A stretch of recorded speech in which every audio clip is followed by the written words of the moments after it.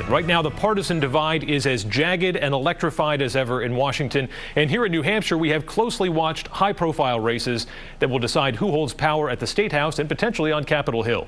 Here to discuss are Democratic Party Chairman Ray Buckley and Republican State Committee Chairman Wayne McDonald. Thank you, gentlemen, for being here today. We appreciate your time. So, Chairman McDonald, starting with you. We know it can be difficult for the party that holds the White House to do well in midterm elections. How do you see this thing playing out in 2018? We're feeling very good, Adam. We have got an incredible ground game coming together in partnership with the RNC, dynamic young woman by the name of Ashley Wallachevich. She has been working, she and her team in conjunction with the Republican State Committee have been working all summer making tens and tens and tens of thousands of voter contacts across this state. The reactions have been very, very positive. We're also excited about the fact that we have one of the most popular governors, I think the fourth most popular governor in the country, and his popularity, his coattails, the record that his administration has achieved is going to serve us very well in this election. We're feeling good. So Republicans point to Governor Sununu rather than President Trump. What are Democrats doing out there to convince voters, at least to try to win back the State House? Well, you know, I've been on the other side of this. I certainly remember 94 and 2010, where it was very difficult when you're in this sort of a cycle. But I also remember 2006, and this year shaping up to be much more like a 2006, where Democrats are going to do extraordinarily well. You saw that in the primaries with the turnout, with over 127,000 people showing up in the primary. If you put side by side on every single state Senate district, every council district, the governor's race, congressional races, on, Democrats outperform the Republicans. The energy is on the Democratic side. We've got 23 offices open, over 80 organizers out there working, and we're actually ahead of our 2014 numbers, where we re-elected Jeanne Shaheen and Governor Hassan and Annie Kuster, and bucked the national trend. Staying with you, Chairman Buckley, you feel like you've got the wind at your back, but the professional firefighters in New Hampshire just endorsed Governor Sununu over Molly Kelly. You were kind of dismissive of that on social media, but that was certainly an endorsement that Senator Kelly would have liked to have.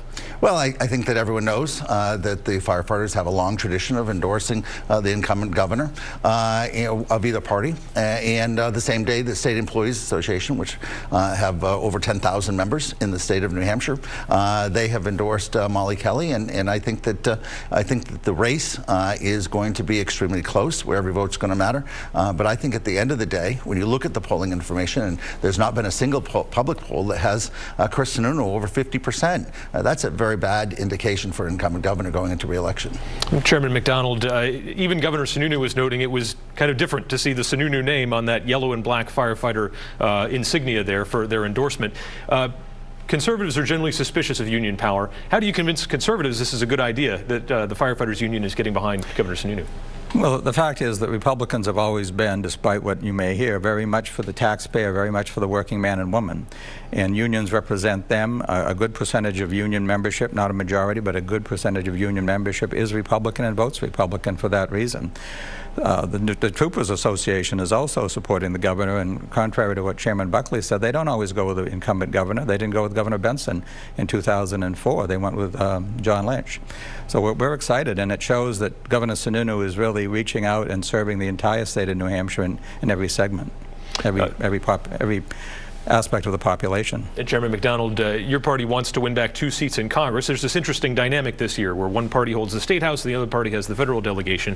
But should Eddie Edwards and Steve Negron, in your opinion, be running as strong allies of President Trump, or, given his relatively flagging favorability ratings here, try to keep some distance? They both said they support the president, and the fact is the president has done an incredible job with the economy. The economy has seldom been better than it is right now in terms of job creation, in terms of unemployment being down. The tax cuts have really fueled business and really boasted the economic tide for everyone across the country. Internationally, the president has stood up and made it clear as to where this country stands, and he's demonstrated, despite what accusations have been, that he can deal with Kim Jong-un and others, that he is an international statesman. So there's many areas in which the president is an asset. There's many areas in which it's very easy for Eddie Edwards and Steve Negron to support him and agree with him. Chairman Buckley, do Democrats make a mistake if they try to make this election too much about the president? I was perfectly willing to let him continue to connect Donald Trump to every Republican. You can, if you want to add in Chris Sununu or anything else. Listen, this race is, New Hampshire voters are sophisticated. They're going to vote on their economic security. They're going to vote on health care, women's reproductive rights, education. All of those issues are things that are not working for the average family in New Hampshire. Actually, real wages are down. The Republican tax fraud is what most people call it, benefited the top 1% and really has not had any sort of economic benefit to the average working family. And an issue after issue, whether it's Chris Sununu attacking public education, whether it's him once again signing with corporate special interests, these are not values that New Hampshire voters support. You know, he was elected by less than 2% in 2016, and we feel very confident that once the voters actually hear his real record, because, you know, he kind of is out there, you know, he does pie eating contests and school bus driving contests and things like that, but actually hearing him roll up his sleeves and getting to work, that's not something that you hear about Chris Sununu doing. I see you shaking your head there, Chairman McDonald. No, that's not true at all. Governor Sununu has been, again, he's a man of the people. Yeah, he goes to pie eating contests. Every governor does a certain amount of that type of thing. But you talk about public education, for example. Jeanne Shaheen created only half-day kindergarten. Chris Sununu expanded it and made it full-day kindergarten. He's worked very aggressively with the education community to improve public education in New Hampshire. He supported Medicaid expansion. He's he supported health care. He passed a balanced budget with no new taxes and fees, cut with 1,600 regulations to really help businesses and jobs for everybody, not just, you know, a certain segment of society, but everybody has benefited from the Sununu administration. There's an argument to be made that Governor Sununu has captured a significant portion of that critical middle that you need to win elections in New Hampshire. Chairman Buckley, do you think at all that Democrats in their opposition to President Trump have moved too far to the left? I don't think that that Donald Trump is really driving the narrative here in New Hampshire. I think there's some genuine disappointment with Chris Sununu really not providing the results that people expect. You know, it's very dangerous times for the average working families. The economic insecurity that is caused by, you know, whether it's Chris Sununu sidling up too much with Donald Trump. I think that's the real question, is why does he feel so necessary that he absolutely is supportive? You saw that with the Kavanaugh nomination. He, to this day, is still supporting Judge Kavanaugh, when you had governors like in Massachusetts and Vermont and Ohio all saying the nomination should be withdrawn. But Chris Sununu, because he's so much of a water boy for Donald Trump, just simply can't bring himself to do it. So I don't think that he is in any way independent of Trump, or, you know, you would see that the polling would show him over 50% if he was even beginning to have a conversation with the important middle. It's just not happening.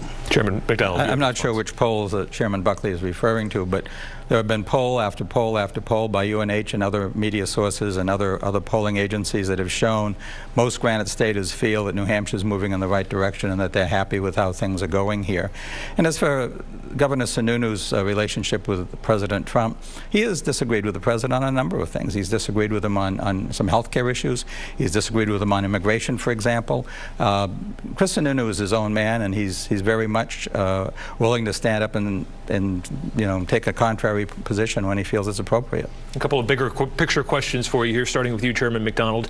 If a Republican wants to run for president in 2020 who's not Donald Trump, challenge the president here in New Hampshire, will they not only have a level playing field, do you think, from the perspective of the State Republican Committee, but also the knowledge that it is essentially a fair game, that people can come to New Hampshire and run for president if they're a Republican? I'll answer the second part of your question first. It is a level playing field, and that's one of the great things about New Hampshire, that you can come here. It's a grassroots state. It's retail politics, and you can come out here and have your house parties. You can knock on the doors. You can meet people in the street. That's what the great thing about New Hampshire is, and that's one of the reasons we continue to be the first in the nation primary. As far as your first question is concerned, first part of your question, the bylaws of the Republican State Committee require that the party be neutral in any primary contest. And whoever the chairman is, I don't know if it'll be me or someone else, but whoever the chairman is would be expected to maintain the neutrality of the party. Certainly we're going to respect the president, we're going to respect his office, but we'll also respect a challenger, whether it's a former governor, former U.S. senator, or somebody currently in office. And Chairman Buckley, it looks like we could have potentially 24 Democrats running for president or more. Who knows? Maybe you know more than I do there. But some of these could be celebrity candidates. You could have billionaires coming here to run. Are the Democrats going to need someone like that outside the box to try and beat President Trump in 2020? I think that whoever we ended up nominating is going to defeat Donald Trump. I think the general public clearly understands the man is unfit to be president of the United States. So our job isn't really to put our finger on the scale for any one or dozen of them. It is to make sure that everyone is welcome here, and that's what we do.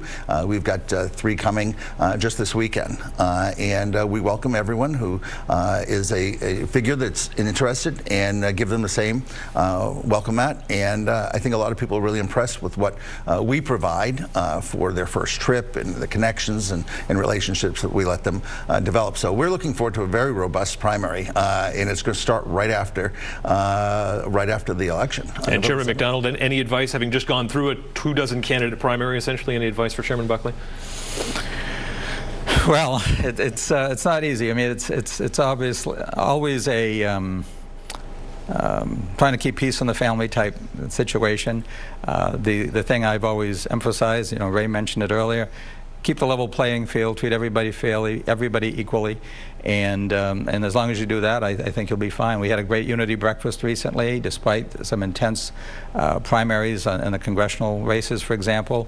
All the candidates were there, they all interacted well, and we left there united, and as long as you treat everybody fairly, I think that's the secret. All right, and on that note, treating everyone fairly, hopefully we got that done today. Chairman Buckley, Chairman McDonald, we thank you for your time. Appreciate you coming by. Thanks for having us. Good to be here. And